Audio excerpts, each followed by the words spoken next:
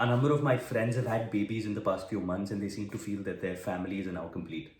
However, from a tax perspective, your family will only be complete if you incorporate an HUF. Now, again, incorporating an HUF is a choice, it's not mandatory. However, I would recommend you do it for the purpose of tax planning.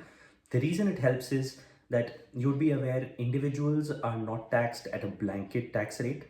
They get the benefit of tax slabs, wherein it means that depending on the amount of income that you're earning, the amount of tax applicable on a particular band of income would vary.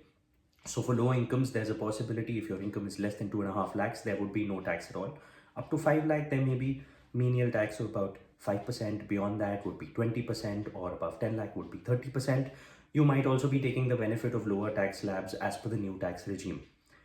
However, if you incorporate an HUF, you get the benefit of tax slab not only for the number of times that the number of individuals you have in the family, but additionally also within the HUF. Now, exactly what is a Hindu undivided family or an HUF? It's a separate taxable entity which can be set up by Hindu families, Buddhist families, Jain families, and Sikh families, wherein you can transfer assets which you feel belong collectively to the entire family. Now, this could either be ancestral property, and the rent from that property could be attributable to the entire family and not specifically a particular person, say the father or the mother or a child.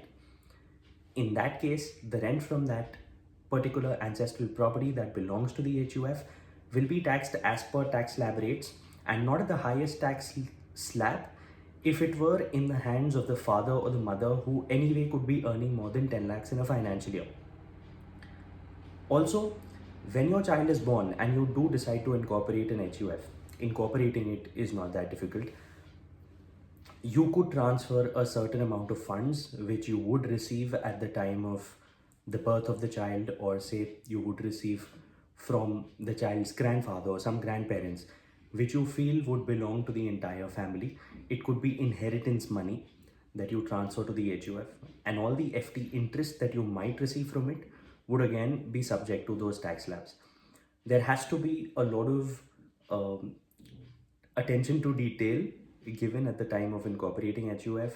Also, the funds that need to be transferred have to be proven that they belong completely to the entire family and not specifically to a particular person who's trying to transfer it to evade his tax liability. Great taxable entity in the Income Tax Act. Do read it up, discuss it with your CA.